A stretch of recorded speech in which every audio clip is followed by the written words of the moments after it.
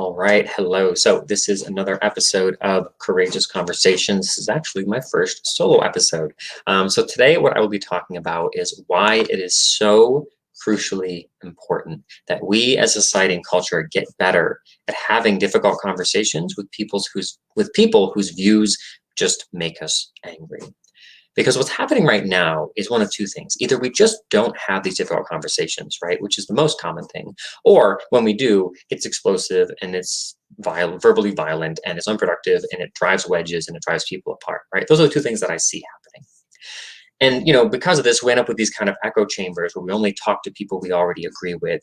And there's some real significant dangers to our society and our culture in doing that, right? And I foresee that things are going to get uglier if we don't get better at having these difficult conversations. And again, in effective, empathetic, patient, respectful ways. So, one thing I do want to point out before I get started here is some people, when they hear me talking about this, think I'm advocating for some kind of why can't we all just get along, kumbaya, total acceptance of like, hey, it doesn't matter what you believe, as long as we all get along, that's okay.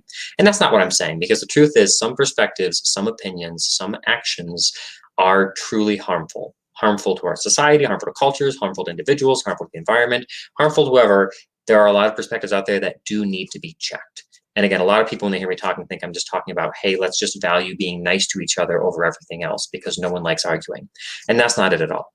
I am absolutely for checking problematic, harmful, evil, whatever you want to call it, viewpoints, perspectives, opinions, policies, ideas, whatever it is. However, what I'm advocating for is a radically different way to engage in resisting those things, other than A, cutting people out of your life entirely and blocking them, or B, tearing into someone and telling them just what kind of person they are, right? There's another way to go about checking these evils and resisting what's wrong in the world.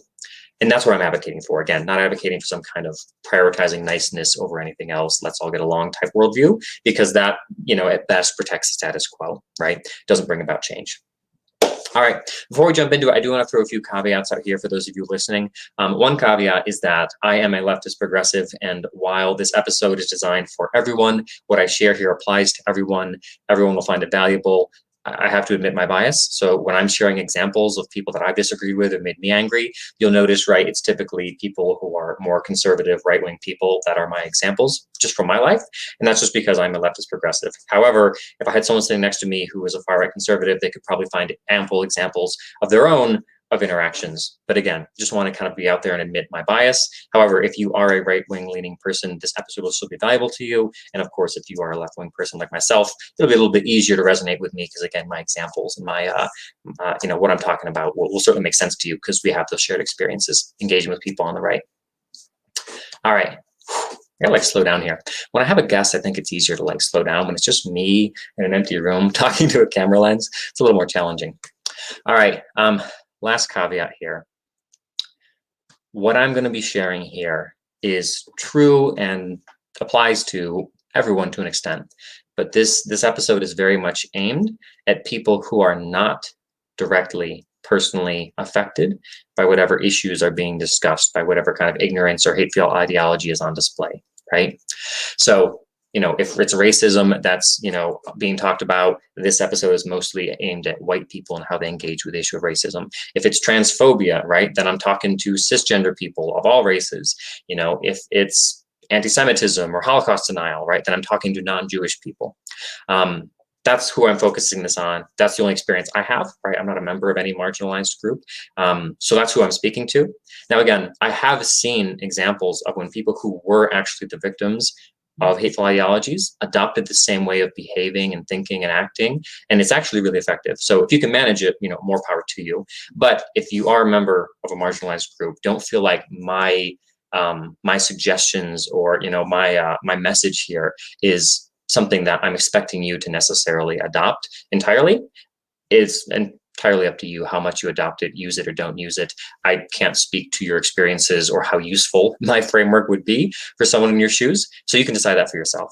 But again, if you are not personally affected by, and if you're not the victim of the issue at hand, then I definitely am addressing you directly, right? And again, whatever this issue is, right? We all have some, issues that we are not affected by. that we could behave in this way. Anyways, this is probably a little too vague because I'm not even sharing exactly what I'm talking about here. But again, I just want to put that caveat out there before I get started. So now I'm going to start talking about why this is so important. And the first concept may seem slightly unrelated, but trust me, it's a good starting point. We have to recognize that everyone out there is the good guy in their own narrative. Even people that we see as easily identifiable as the bad guys, right? An analogy or a comparison that was made a while back that I, still think about to this day is that while of course there are differences, there are a lot of similarities between Luke Skywalker and the rebellion of Star Wars that we're all trained to root for and a modern day jihadist. Again, there's differences to be sure, but there's similarities too, to the point where if a modern day jihadist were to watch A New Hope, I guarantee you they would say, yeah, we're the Rebel Alliance, we're Luke Skywalker, and our enemies, right? The Western world, the US, whoever, is the Empire. Again, not saying that's accurate, but saying that you need to understand that even people that we see as obviously the bad guys still see themselves as the good guys in their own story. The Capitol rioters, right? Clearly doing terrible things, domestic terrorism, sedition, all of it. They deserve whatever kind of justice gets dealt out. However, what you have to understand is that those people in their world, what had just happened was that this centuries-old American democracy had been completely and utterly turned off and replaced entirely with a system of whoever cheats the most wins, or the election goes to the highest bidder, right? And I don't know about you, but if that actually happened, I'd be right out there in the streets with them. I wouldn't be right in the Capitol building, but I'd certainly be out there in the streets raising a stink over it. That is not okay. That is horrendously dangerous, and that cannot happen, right? We need the integrity of our elections, and in their world, in their minds, that is what had just disappeared and gone away. So again, they were the good guys in their own narrative. Honestly, in my opinion, their mistake wasn't necessarily what they chose to do at that moment. Their real mistake happened months and years previous when they lost touch of who to trust, right? When they lost touch of, how to weigh information in a relatively non-biased way. That's the real error, right? Because that's what led them to believe without a shadow of a doubt that this is what had happened, even though the evidence didn't really point to it. So anyways, whole point of that bit, even the bad guys are the good guys in their own narrative. All of the terrible things that have been done by humankind over the centuries, I would argue 90 to 99% of those things were done by people who, when they were doing them, thought they were the good guy in that situation, doing the right thing, okay? So how do you get to this point, right? How do you get to this point where you can literally commit to acts of domestic terrorism and think you're the good guy? When you can get to the point where you can bomb buses full of school children and think you're the good guy, right? That's crazy. Most of us human beings have this like built-in moral compass sense of right and wrong, which is actually surprisingly aligned on the big stuff, but between peoples and cultures and times. So how do you get to this point, right? I would argue that the way you get to this point, and we'll just call this point extremism, right? The point where you can do terrible things and think you're the good guy, we'll just call it extremism for this conversation. How do you get to this point of extremism? And I believe it's from focusing entirely on one small sliver, one piece of reality, to the exclusion of the rest of reality. Because here's the thing. We've all heard the expression like the other side, or two sides of the same coin, right? It's this expression that gives you the idea that, sometimes seemingly opposing things can both be true at the same time. And that, reality looks different based on how you're looking at it. I like the expression two sides of the same coin. However, it oversimplifies things because reality isn't a two-sided coin. There's many more than two sides to reality. Reality is, I picture like a massive diamond with 1,000 different surfaces. I think facets is the word. So 1,000 different facets on this diamond, right? And depending on where the light source is and where you are and how you turn the diamond, you'll see different facets of the diamond light up and become obvious to you, right? And of course, reality is so complex. None of us have seen every surface of this diamond that is reality. We've all seen some of it, some of us more than others. And extremism comes when you focus entirely on one small slice of the truth. Your brain's tricked into believing it and basing your actions on it because this thing is true. And in many cases, at the root of every, extremist movement, there is a slice of truth, generally, as the center nugget. And then, of course, the rest of it is, lies, misinformation, and et cetera. But I think extremism comes when you just focus on one side of reality and don't see the rest of reality for what it is. Because oftentimes, as hear one fact, you get one conclusion, you hear two or three other facts, suddenly the picture changes and you realize, oh, there's actually something, different going on here. So that's how you get to a point of extremism, focusing on one slice or maybe a few slices of reality in thinking importantly, thinking you have all of it, thinking you see all of it, even in reality, you only see a small piece. So how does it get to this point, right? How does it get to this point where you're only looking at a tiny sliver of reality and yet your brain's telling you, you see the whole picture, right? Shouldn't you be aware that there's more that you're missing? Well, that has to do with echo chambers, right? Echo chambers, this idea that you are only talking to people who agree with you. You are only being presented information from, sources that align with what you already believe, right? Nothing about your current worldview is being challenged. It's only being reinforced. Because understand, human beings have a strong tendency to put a lot of weight in consensus, as we should. That's not necessarily a bad tendency, right? Oftentimes, the wisdom of crowds is actually, superior to any one person's perspectives. So this tendency to believe in consensus is strong. But in order for that to function properly, that consensus has to come from an even and a complete sample, right? However, echo chambers are when you are only getting that consensus from people who already agree with you, which means you aren't really getting consensus. You're getting one perspective echoed back and forth from 10 different people back and forth to each other, reinforcing each other. This gives you this sense that, A, I'm right because everyone I talk to agrees with me, but also this gives you this sense that there's nothing more, because you're not getting any viewpoints that disagree with you. You're not getting any inputs that rattle and shake up your beliefs. So you have this confidence that, yeah, I've got the whole picture because everything I hear aligns perfectly with this worldview I already have. And it's just a constant state of reinforcing an existing worldview and nothing challenges it. And this is how you get to the point where you only see two sides of this many-sided diamond, but you really don't see the other sides. You don't even see them enough to realize they're there. So echo chambers are incredibly dangerous. Again, you look at any terrible thing that had happened, I bet you it was preceded by an echo chamber of people all reinforcing each other's ideas before they got to the point of really committing terrible actions.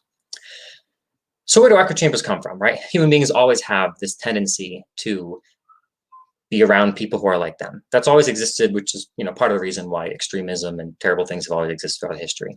However, we have a new way of creating echo chambers in our modern world that we never had before, and that is social media and really all of our online interactions, because the internet, in an effort to get as much of your attention and time as possible, has created a lot of different ways to make sure you have a purely positive experience on their platforms. And one of the ways you can have a positive experience on a platform is by only being fed things you like to see. And again, when it's a matter of, hey, you like running and chicken recipes, so I'll show you more running and chicken recipes, that's probably not very harmful. But of course, when it comes to politics, this tendency of social media platforms and the entire internet by extension to only give us things we like to see creates this massive echo chamber, right? And part of what's at play here is algorithms, right? Facebook notices you engage with posts from this page regularly, but rarely with posts from this page. So it takes note and starts feeding you more of what you like. So for someone like me, that means I engage with a lot of, articles that are shared from CNN. And I never, well, unless of course I'm getting really angry, I generally never engage with posts from Fox News or something, right? There's also a lot of self-selection in this, where when I set up my Facebook account years ago, I don't think the entire time I've had Facebook, I have ever clicked like or follow on Fox News. So it's not even a matter of the algorithm choosing things. I literally just never opened the door that stuff would come in front of me, right? Of course, we self-select our friends lists, right? You're on LinkedIn, you're on Instagram, you're on Facebook, whatever platform. You see someone whose views make you angry, what do? Sometimes you engage with them and argue with them and then rage block them. But more often than not, you don't even have the energy for that. And you just block them right away and say, I don't need that kind of negativity in my life. I don't need that kind of bull crap on my feed on a regular basis because I don't need that kind of stress, anxiety, pressure, and anger in my life. And blocking them absolutely is an effective strategy to deal with that problem, right? You no longer have to deal with their bull crap. However, what's happening as a society is that everyone's engaging this, which means that if you're leftist progressive like me, pretty soon after Trump got elected, if not years before, all your conservative friends were blocked and unfollowed, right? All the conservative-leaning news sources were probably never on your page to begin with, but you got rid of them if they were there, which means all you ever see is a leftist progressive perspective. And of course, if you are someone who is a right-wing conservative person, you blocked a lot of your leftist friends, or let's be real, they blocked you, and now your Facebook feed is filled full of nothing but people who agree with the right-wing conservative perspective. And suddenly in social media, we have an even more effective way than the past to create these echo chambers. I would even argue COVID's made it even worse, because in the past, you at least had coworkers who disagree with you politically that occasionally might talk about political things at their desks sometimes, where now we don't even have that, right? For most of us, it's just us here in our offices and then the people we choose to engage with online. So we get to create our own world. our own world that is specifically tailored to look the way we want it to look. And that may or may not be closely aligned with the reality of the way the world is, right? But the internet just keeps feeding us a view of the world, which is exactly what we like to see and want to see. And again, this opens the door to extremism.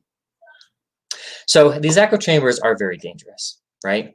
One good example of this, Dylan Roof is a man who went to the, I think, what was it, the Emmanuel Baptist Church in South Carolina, where there was a Bible study going on, and murdered, I think there was 9 or 10 Black people there that he murdered in cold blood. What's interesting is that 8 months previous, he was a pretty average, frustrated, racially biased, poor white guy in South Carolina, right? Nowhere near anything like that. But then he created a Stormfront account. Stormfront is, the breeding ground and the preferred social media platform of white supremacists, neo-Nazis, white nationalists, etc. And in only 8 months, he got pulled into that community, sucked into that community. And for 8 months, he heard nothing but the rhetoric of that community. And that was it. It was just him and his computer and the rhetoric of this community. And he got so out of touch with reality that he actually believed he was doing the right thing and the best thing. Before he murdered those people, he said something to the effect of, "I'm sorry, you're such nice people, but you just have to go." He really believed he was making himself a martyr for the good of the world. What's terrifying and sad and hard to wrestle with is that the same deep inner human drive of self-sacrifice and willing to give of yourself to make the world a better place that caused, first responders to run into the twin towers as they were burning, was the same drive that drove Dylan Roof to commit cold-blooded murder. Again, not trying to say there's a lot of overlap there, but it was the same base human drive of, I'm willing to sacrifice myself, my life, my well-being for the good of the world. And again, how do you get to that point of delusion? Well, it's these echo chambers, right? It's 8 months inside of Stormfront that gets you to this point where your worldview is so skewed, you've lost touch with reality. I would say maybe a less intense version of that, but still damaging version of that is Parler in 2020, right? Parler became the social media place where all right-wing people went, and they only ever talked about politics in the news of the day with people on the right. And, I'm not here to kind of like lay down how much responsibility is due where, but I know that a lot of what happened at the Capitol was facilitated by conversations and groups that had formed on Parler. Again, this is dangerous when people isolate themselves and only talk with people that they agree with. So that's part of why I'm so passionate about this, right? These groups, these echo chambers are dangerous. Now, again, I'm showing right-wing examples of echo chambers, but the truth is left-wing echo chambers can cause harm too. In fact, I've heard some things about like what left-wing activists have done this year, which of course weren't in the news, which were actually pretty appalling as well. So, for those of us on the left, don't think that we're somehow immune from doing terrible things because we get caught up in echo chambers. Currently, there's more prevalent examples of people on the right doing that. But it doesn't mean that people on the left are immune to this. Again, it can happen to anyone to get swept up in an ideology and lose touch with reality. Here's another reason why I'm so passionate about this. This kind of idea or analogy came to me this summer, possibly as a direct result of the California wildfires, possibly unrelated. But I realized that, a lot of the spirit behind Adolf Hitler's rise to power and how he gained public support felt very similar to a lot of, the rhetoric that Trump used to gain public support, right? And I realized that there are going to be people, and again, apologize for a purely leftist view on this. I'll bet you someone on the right could come up with a good analogy, from the other side of things. But from my perspective, there are going to be these people from time to time that society is going to produce who, are very nationalistic, who are very hungry for power, who are able, willing, and ready to use fear and division and othering to create to get the power that they need, right? There's always going to be these people out there, these people who are like, Adolf Hitler, right? And many other dictators who have come, throughout history, who have inspired people to do terrible, horrendous things to each other. These people are always going to be produced from time to time, right? Just some combination of genetics and circumstances will produce people like this who are hungry for power and willing to use hateful rhetoric to get there. What separates the ones who take off and gain massive amounts of power and are able to start world wars from the ones who just stay, frustrated, angry people who, never really accomplish much has a lot to do with kind of the receptivity of the general public to their message. In the same way that lightning strikes are a very common and dependable occurrence in natural forests. But what determines whether or not it's a small little brush fire that no one knows about, or whether it's a wildfire that eats up half the state, is how much dead wood and debris is sitting around waiting for that lightning to strike, right? And I see this the same way. There will be a time when someone much more dangerous than Donald Trump vies for power. Whether or not they get support, and whether or not they get elected, and whether or not they're able to, push a lot of their agendas has a lot to do with how much dead wood and debris is laying around, right? So the strategy employed by many people, and again, speaking from left's perspective here, the strategy employed by a lot of people on the left who say, wow, that person's views are hateful and ignorant and bigoted, and I don't want them in my life, block, done. What that's doing is that's removing them from your world, but that's not removing them from the world. We have a responsibility to do whatever is in our power to deal with this rush, these people who are susceptible to this messaging before our next Donald Trump comes. And truthfully, as much as I hate Donald Trump, you could get a lot worse than Donald Trump. So I think the strategy of just ignoring people who have hateful, ignorant, hateful views and expecting that because they disappeared from our world, they no longer can do harm is a very dangerous viewpoint. The truth is these people exist, these hateful views exist, and the more of them are sitting out there in our society waiting, the more dangerous our next leader is going to be, right? So we have to deal with this issue. We have to address this issue. We can't just cut these people off and expect it'll work itself out. In fact, as I just mentioned, the effect of cutting these people off is the opposite of it'll work itself out. Cutting these people off pushes them further into the arms of the storm fronts and the parlors of the world, right? It pushes them further into fringe groups and extremism and puts them deeper into their echo chamber, which increases the chances that they're going to turn to extremist views and extremist actions. Relating to this is a theory I have, and I believe there's a nugget of truth to this, but I also admit that there could be errors in this, and I encourage you to engage me in comments if you see some serious errors with this. But I think there is a nugget of truth at the core of this.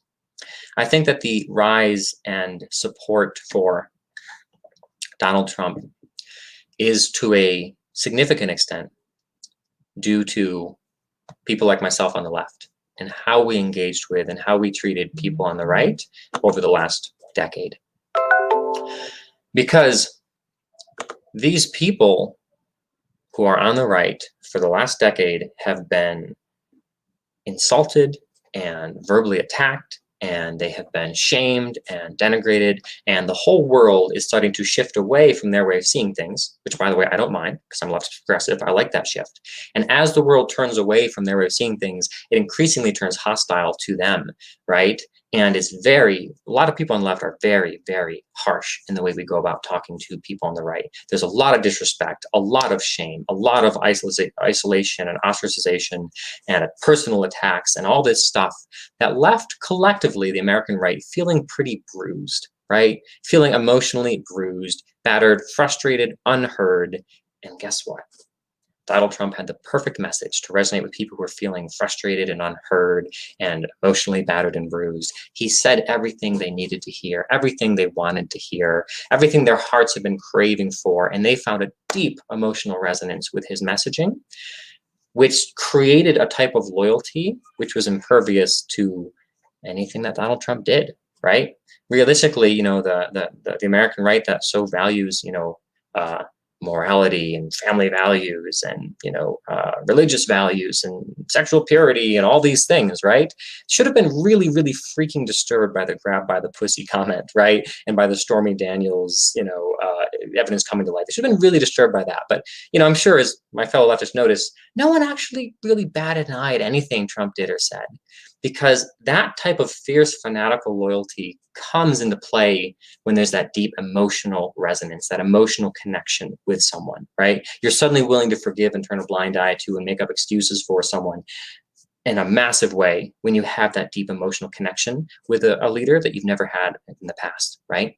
And again, my argument is that there wouldn't have been that deep emotional connection to Trump's messaging. They wouldn't have been so drawn to him if they hadn't just spent the last 10 years, being emotionally battered and bruised by people on the left who didn't just stop with, sharing the truth and calling out what was wrong, but they went and did it in a way that was harmful and hateful and and shamed people and insulted people and went to that level. Again, not advocating that we stay silent in the presence of problematic thinking and opinions, but that when we engage, we do it in a way with a lot more empathy and kindness, because the emotional damage done by attacking and insulting people sits there and it resonates and it stays there. And again, when someone like Trump comes around, people are drawn to him with that much more of a magnetic connection because of that, emotional abuse, we'll call it. That's a stretch, of course, but I did hear one person on the right use that expression when they were talking about the way they were treated by people on the left.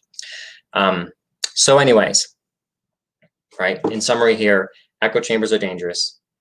When we cut people off or when we are rude and harsh and use shame tactics, it just drives people further into these echo chambers, and it creates a atmosphere that is very easy for folks like Adolf Hitler and Donald Trump to capitalize on and take advantage of. That's kind of the, dry wood analogy, right? And again, there's going to be someone worse than Trump who comes along one day. The question is, how much success will they have and how much will people swarm to them? A lot of that depends on the state of political tensions in the US. If we can get to a point where we disagree with people on the right and we try to convince people on the right that they're wrong, but we do so in a very respectful, empathetic, human way, I don't think there's going to be nearly the kind of pull to support someone like Trump again so blindly, All right. So another question is, what can we do? Okay, so we're in this place where social media creates echo chambers. We're in this place where people are rude and harsh and mean to each other. And we now recognize that people that we cut out of our lives oftentimes become more dangerous because they've been cut out of the lives of everyone but fellow extremists. I think the solution to this is that we all get very good at engaging in difficult conversations with people whose views make us angry. Because through doing that, we're able, even if they reject it at first, we're able to expose to them other aspects of reality they haven't seen before. Now, don't expect anything to happen right away. This is a long process. In fact, I would say that your goal isn't always even to change someone's mind and get them to come over to your side of thinking. Sometimes your goal is simply through your conversation, keep them tethered to reality so they don't go any further into extremism, right? Maybe they'll never change their current views, but by having this conversation with them, you're kind of shoring things up so that it's less likely that they go even further from reality and even further into extremism, right? So don't think because you engage in a conversation, they don't say, you're right, I've changed my mind, that you're not doing any good, right? Exposing someone to other sides of reality is enough to sow seeds of doubt. It's enough to keep them from going further into extremism. It's enough to keep them from dehumanizing people who are on your side, right? That's a real danger that I see happening equally on both sides, where people on the right talk about Democrats and really dehumanize them in the way they talk about them, which is why, by the way, it seems appropriate to some guy driving a truck at the Unite the Right rally to drive his truck into a group full of protesters, because he's dehumanized Democrats and liberals in his mind to a point where that behavior is acceptable. But I see the exact same thing happening, right? Where people on the left dehumanize people on the right. If you haven't yet heard, right, it's common to refer to Trump supporters as maggots, right? MAGA with a T at the end, maggots. And again, as much as that's appealing to someone like me who really dislikes people who support Trump, that is dehumanization and that is dangerous. So by having these conversations, it helps both sides not dehumanize the other, because dehumanization is the most dangerous thing we as human beings engage in. So again, even if you don't change someone's mind, just having that conversation is very powerful. Now, one piece of advice I'll give here. This episode isn't like really going to go deep on like how to do this effectively. That'll be a future episode. But one of the biggest things, you have to shift out of a mindset focused on what's fair and what do these people deserve. Drop that entirely and focus instead on a mindset of what kind of impact do I want to have on these people and what's the best way to have this impact. Because when you see someone spewing hateful, maybe even violent, right, rhetoric about gay people, about Jews, about BLM, about whatever, right, you could make a pretty fair argument that they deserve to be called every name in the book, and that what's right is to, give it back to them as strong as they're dishing it out. And maybe that is right, maybe that is fair, maybe that is deserved. I'm not really here to speak on what's fair, what's right, what's deserved. All I know is that that type of activity does nothing but push these people further into echo chambers and isolate them more and make them more dangerous. The impact you want to have is not to push them further into that echo chamber. The impact you want to have on someone is to draw them a little bit closer, right, to the door of that echo chamber so they can at least see the outside world.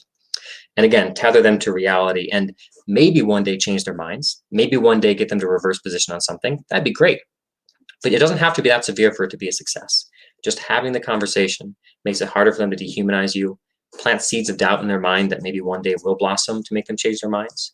And again, at least keeps them from slipping further into extremism where they're really dangerous. So focus on impact. When you're talking to someone who's hateful, don't think, what does this person deserve? Think, what impact do I want to have on them? And what's the best way to have that impact? And that's absolutely how I'm approaching this, right? If you told me that insulting people and shaming people was the quickest way to get them to change their minds, trust me, I would be there. I would develop a whole podcast just dedicated to insulting and shaming people because you make me angry. And it'd be the funnest friggin' podcast I ever did. However, that's not what works, right? Time and time again, we've seen from folks like Daryl Davis, who's a Black man who attends KKK rallies, befriends white supremacists, and has helped 200 people leave the KKK through his friendship with them. We've found that's not what works, right? The story of Megan Phelps Roper and how she left the Westboro Baptist Church. Again, decades and decades of insults being hurled at her never made her question her faith one little bit. A couple of years of people engaging her in respectful, patient dialogue on Twitter did the trick. But notice I said a couple of years, right? Again, this is a long process. Think about how you came to your political views. Most people, especially if you change your views over time, most people have a story of a pattern of 4 or 5 years changing their view on something. That's for me, right? I was raised fairly conservative and Christian, and now I'm, fairly leftist and progressive. And for me, it was a process of 4 or 5 years to make that transition. So if most people, and again, many of you I'm talking to fall in this bucket, took 4 or 5 years to form your opinions, or in some cases change your opinions, why would you expect 4 or 5 comments on a post to do that? So don't get discouraged is what I'm saying. Don't get discouraged when you engage with someone you don't change their mind on the first try. There's still a lot of good being done there by having that conversation. And collectively as a society, when we get better at this, these echo chambers will start to come closer together and we'll at least have more windows in them, right? Even if we don't entirely, have an even mixed Facebook feed, right? I expect everyone will always have a little bit more of what they like, at least have some experience, some taste of other perspectives and other people other than your own. And again, returning back to what I talked about earlier in this episode with, people bring up the point of, hey, I'm a transgender person. When I see transphobia, do you really expect me to just show up and be patient and kind and take that shit, right? And again, I don't. If you can manage it, great. It'll be really effective. Again, just like Daryl Davis going to KKK rallies, it's really effective. However, I can't ask that of you. One thing I would ask of everyone, though, again, particularly folks who are not personally victimized by these hateful ideologies, is think of this in terms of a balance between doing what's good for you and doing what's best for society. Because again, when you see someone who makes you angry and you block them, in some ways that is good for you, right? Less stress, less anxiety, less anger, more positive experience online. There are benefits. I would say there's also downsides, but there are benefits to you of blocking those people. However, as I just explained, there's a real risk to society of isolating those people in their own little echo chambers and people like us cutting them off and excommunicating them. A real risk. So in many areas of our lives, we have this balancing act of do what's best for me versus do what's best for society, right? Because those things oftentimes you can't achieve at the same time. Sometimes you do have to prioritize one over the other. Again, I'm not here to tell you what that balance is, because we all do have to take care of ourselves. Self-care is important. Mental health is important. You can't entirely disregard that variable altogether, right? However, what I'm seeing is that people are entirely disregarding the other side of things, which is the good of society, the good of our culture, right? The safety of our nation comes down to, again, helping people not get so caught up in echo chambers. So where you find that balance is up to you. My admonishment, I guess, is to make it a balance, not an entire one-sided adoption of just the take care of me strategy, right? Where every person you disagree with gets blocked instantly, right? I would urge you to make that a last resort. A last resort when you realize that you cannot possibly maintain your mental and emotional health while still connected with this person, rather than a first response of, oh, I don't like that, gone, right? Because understand that if you are not affected by what's at hand, by you choosing to turn away from this person who believes these things, cut them off from you, you're effectively closing the door for them to come over to your way of seeing things and have their eyes opened, right? Not saying that by leaving the door open, they necessarily would come to have their eyes open, but at least the possibility remains. And when you close that door by blocking them or getting an argument with them and insulting them, you're making it that much less likely that they'll ever change their harmful views. And guess what? You're not the one who's going to have to deal with that, right? When I decide to not engage with a transphobic person because they just frustrate me, and they're allowed to remain transphobic, and the possibility of them ever opening their eyes becomes smaller by me cutting them out of my life, I'm not the one who pays that price, right? It's the trans coworker that they're going to have 10 years from now who's going to have to pay that price because I didn't want to deal with it 10 years prior. So again, if you're not personally affected and victimized by what's at hand, I think you have a real responsibility to do what you can. And again, getting someone to change their mind right away is not the only way to measure success. Planting seeds of doubt that come to fruition in 10 years is success. Anchoring someone up against further extremism to the point where they don't get any worse than they are now, that's success. Getting to the point where they at least can respect people on your side of the aisle and not dehumanize them because they've had a good interaction with you, that is a form of success. And while it's okay to choose your own mental health over the good of society from time to time, we all do that, you should recognize that that's not the strategy you should follow all the time, because again, collectively, our culture is suffering because of that. One helpful analogy I'll give that I have found very useful in engaging with people whose views make me very angry is actually very similar to how, at least those of us on the left, I don't know about on the right, but those of us on the left are taught to engage with and think of people struggling with addictions, right? Understand, most addictions are your fault that you have it, right? And most addictions have caused harm to those in your life, and there should be some responsibility and accountability for the harm you've caused. However, shaming people who have addictions is not helpful. Insulting people who have addictions is not helpful. Reminding them of all the harm they've done to people in their lives is not helpful. What helps people get out of addictions is patience and empathy and support, yes, mixed with accountability. And I think we should adopt that same type of mindset with people who have these hateful views. Again, they've made choices in their life that have led them to be racist and transphobic. Sometimes those are choices that they've opted into, like choosing who to hang out with. Sometimes those are choices they've just failed to opt out of, right? In our culture, most of us are raised with a white preference or a white supremacist mindset that we have to work to undo. And some of these people have not chosen to work to undo that. So I'm not saying let's walk away from responsibility, but I'm saying let's approach this with empathy and help these people rather than shaming them, rather than insulting them. Again, in the same way that if you found out someone you love struggling with addiction, while you might hold them accountable, you would still show up with empathy and with patience and with kindness to help them out of where they are to a better place, because if you cut them off entirely, their odds of getting out of that addiction is much, much lower. Right. So again, obviously there's differences between addictions and political views, but I think that same type of mindset of, while it's okay to hold people accountable, I'm predominantly here to help you get out of where you're at and get to a better place. And I recognize that if I cut you off, the odds of me ever being able to help you out and the odds of you ever getting out become much lower. Because, by the way, when people are ignorant about something, they generally can't detect and unrealize their own ignorance, right? You don't know what you don't know. I know very few people who said, yeah, I knew I was ignorant the whole time. I just chose to stay ignorant, right? Most people don't think they're ignorant. Most people think they got it. And it's the rest of the world who's missing it.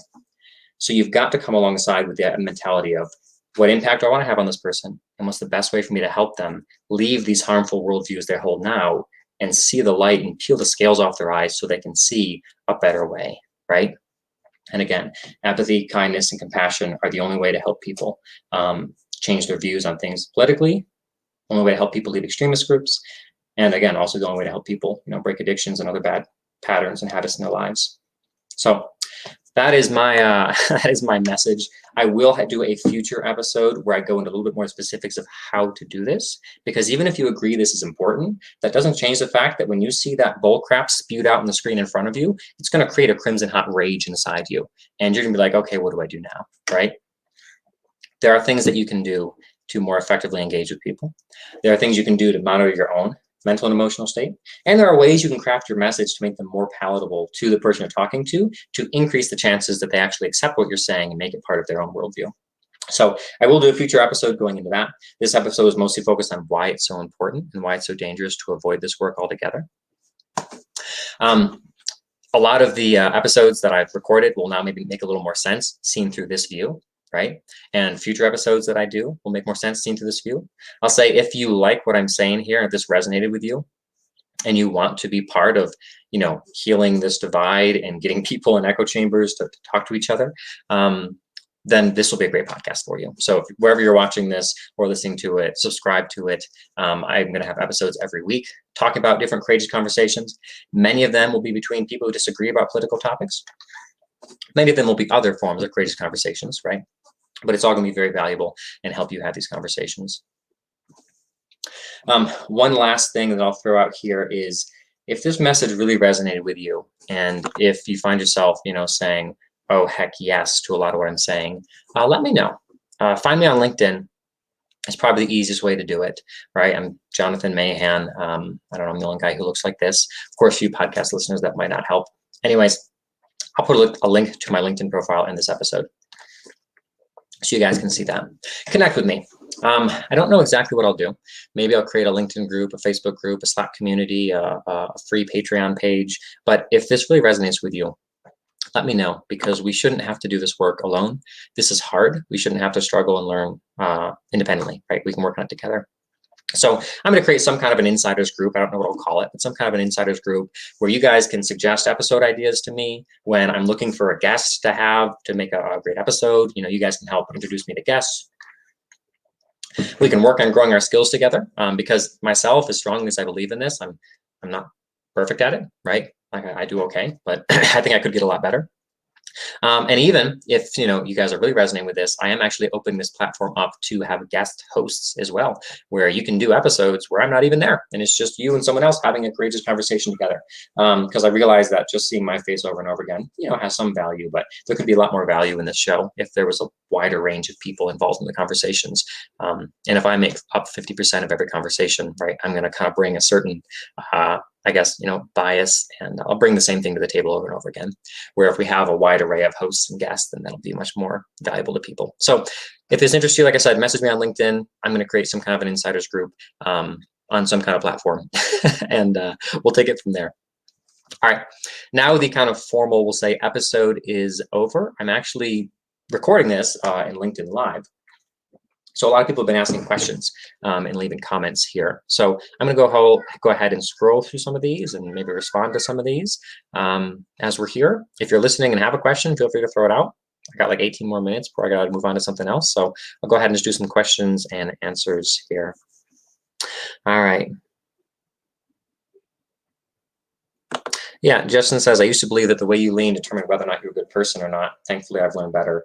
Like, it's hard to not succumb to that. Like, I've absolutely felt that way, that if you were a right-leaning person, you were either A, morally bankrupt and hateful and bigoted by nature, or you were just an idiot. Because for me, just kind of the way I was raised in my life story is I started life with mostly conservative views. And the more I thought about them and the more I educated myself on them, the more I researched them, the more liberal my views became, which led me to assume if you have conservative views, you clearly haven't thought about them because you're not all that intelligent or self-aware. So it's hard not to succumb to this. And again, this kind of gets on the line of that dehumanization thing, right? Where again, these people are somehow less than me and not deserving of the same respect, right? So yeah, no, I'm here to say that I have found you can be a very good person and be conservative. From my perspective, to be conservative, you do have to be mistaken about a lot of things. That's my viewpoint. But you can still be a very, very good person, be conservative. And again, I hope conservatives feel the same way about me. When I think I'm a good person, I'm just mistaken, right? All right. Louis said, I suggest that people quarantine from social media. There's so much misinformation on social media. It's affecting people during the pandemic. Yeah, I mean, I don't know how I feel about that. So there's an element of truth there, right? A lot of social media is responsible for a lot of misinformation. And cutting it out of your life would be helpful. But the truth is, you're still going to get your inputs about the world from somewhere. And maybe it's just a matter of, instead of choosing which pages you follow on social media, maybe it's a matter of choosing which magazines you read, right? The one thing I like about social media is it does kind of democratize information a little bit better.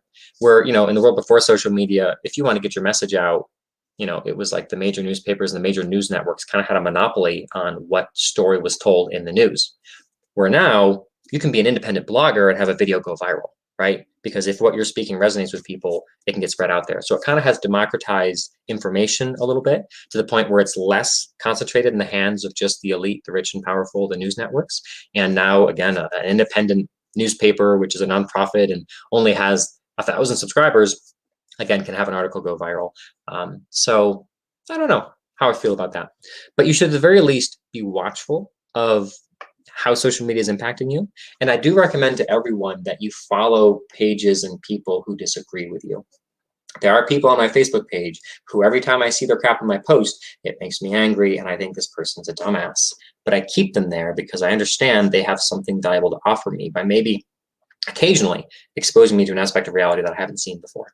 So I would say if you're going to stay on social media, make an effort to go follow half a dozen people who disagree with you, 2 or 3 news sources that put out news that you tend to not like and don't agree with, right? Just to help keep things more balanced. All right, let's see if there's anything else. See, the addict analogy is a great way to handle the challenge of dealing with people whose beliefs make you angry. Yeah, I thought so too. And what's interesting is that in almost every area, people on the left are very good at understanding the value of a variety of people's perspectives and understanding the value of listening to people's lived experiences and understanding the value of approaching things with empathy, right? In general, broad brushstrokes here, it's the conservative people who have a bit more of that, like, pull yourself up on your bootstraps, quit whining and complaining, like, life is tough, you got to be tougher type mentality, right? And the like very hard, like right and wrong type of worldview, right? In general. But for some reason, people on the left can understand that, you know, neurodiversity is valuable, right? People on the left in general can understand that though it might be challenging in some ways to have someone with autism in a workplace, there's something that a person with autism can add to a workplace that's beneficial, and they should be there because they have something valuable to add. We can understand that, right? But for some reason, people on the left can't understand that there's actually value that a conservative voice brings to in the workplace. We just can't understand that there's a place for that, right? We want to create our workspaces where there's nobody Republican in the workspace. It's just us, right? We don't understand that there's value to a conservative outlook. Why? Why can we see this value of diversity in everything except for a conservative bent, right? Come on. Again, there are unhealthy expressions of conservative mindset and healthy expressions, right? And of course, the unhealthy versions probably don't have a place, but there are healthy expressions and healthy versions of a conservative worldview, which do have value and do have a place, right? Again, the addict analogy. In general, people on the left have a pretty easy time understanding that when someone has an addiction, right, shaming them isn't helpful, and just nothing but hard accountability and ultimatums and ostracizing isn't helpful, right? People understand that and they get that. But for some reason, when it's a conservative, or if it's a, you know, even let's say, like, even if it's like someone who's, you know, pretty racist and bigoted and homophobic, we can't understand that same idea that it's still empathy and compassion that is help. Shame isn't useful, right? I would even say people on the left find it very easy to understand that regardless of how much you disagree morally with what someone's doing, let's say for an example of strongly religious parents who believe that being homosexual is a choice and that it is immoral and will send you to hell. Even if you believe that, it is not okay to cut people out of your life and to ostracize them and to shame them, right? We understand that. We understand that even if you believe being gay is a sin, even if you believe to send them to hell, it is not okay to cut off your own relatives and ostracize them. But for some reason, we can't understand that when someone has political views that you think are evil and awful and wrong, right, and that you think they've made terrible choices, that it's not okay to cut them off and to ostracize them, right? Like, come on. You know, again, you know, from my perspective, right, you know, holding, you know, racist beliefs and being gay are very different, and they are very different. However, from inside the mind of the person, it is similar. Again, if you're you know, if you're a fundamentalist Christian, you believe it's a choice, you believe it's a sin, you believe, you know, so from your perspective, it is similar to, from my perspective, seeing someone who's choosing, you know, to be hateful and bigoted. I'm probably gonna get attacked for drawing that analogy because it's a faulty analogy. There's a lot wrong with it, but I hope you can see the nugget of connection between those two things. So again, I've often found that these beliefs and values people on the left have, they apply to every group of people, from immigrants to convicted felons to drug abusers to people of other cultures and races. Like, we apply this general type of, like, you know, empathy and understanding and compassion in every case except for people on the political right. And I think it's the dehumanization thing, right? we can see these people who are, all these various oppressed groups and disadvantaged groups, we see them as human being and deserving of empathy. But we have dehumanized people on the right to the point where we don't see them as deserving of the same kind of empathy, compassion, respect, patience, etc. Again, please don't tear me apart for the faults and analogies there. I hope the through line connected. Yeah, and Kristen said she had to stop reading comments after Phoebe Kamala Harris was nominated. Yeah, that was rough. People are pretty awful. And I will admit fully here, right? Even myself, as strong as I believe these things, do not practice this every chance I get, because I have a job and a family, and I probably see hateful, awful comments online 12 times a day. But I do make sure on a regular basis to act in this way, right? I would say at least once a week, right? I'm engaging in conversation with someone who I disagree with, giving them the chance to express themselves, giving them a non-judgmental space for them to share their viewpoints and perspectives, and doing the best I can to kind of open their eyes to maybe things I hadn't considered before. And again, I haven't had people say, wow, shucks, John, you're right, I changed my mind, right? But we've gotten closer, and I've planted seeds of doubt, and I've gotten them to make small concessions about things. And ultimately, I think I've shored them up against more extremism. And if I'm able to keep the conversation going, I've absolutely sowed the seeds where I may actually be able to change their mind one day on something. So yeah, exactly. Again, when Kamala Harris gets nominated, the internet is full of terrible, awful comments. I don't expect you to go out there and engage with all of them, right? Maybe pick one person and keep it at that. Because again, even myself, I have to balance these opposing tugs of do what's good for society versus do what's necessary for me, right? Which is, again, necessary for my mental, emotional health, but also just necessary for my schedule. Because again, I got a job to do. I got a family to spend time with. I'm not going to dedicate my life to engaging with internet trolls. But I would encourage everyone to make sure at least some time each week is dedicated to engaging with people whose views make you angry. All right, I think that's all we will cover for now, because we're getting up on 15 minutes here. So again, if this really resonated with you, message me on LinkedIn. We're going to create some sort of an insiders group.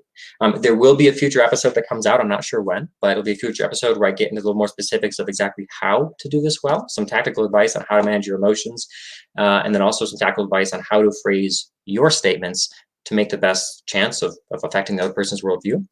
Whenever that does get posted, I'll link it in the comments here. But again, it could be a few months before I get around to that. And subscribe to the channel, because there's going to be a whole lot of really interesting conversations coming out. A lot of them between people who disagree, but again, a lot of them either also just covering other awkward and vulnerable topics that we're all kind of trained to avoid, because we just don't like discomfort and awkwardness. And we've been trained that so many topics are taboo, and we'll be tackling those topics in this conversations, or in this podcast, in these conversations. So thank you for listening, and I will see you all guys on another episode.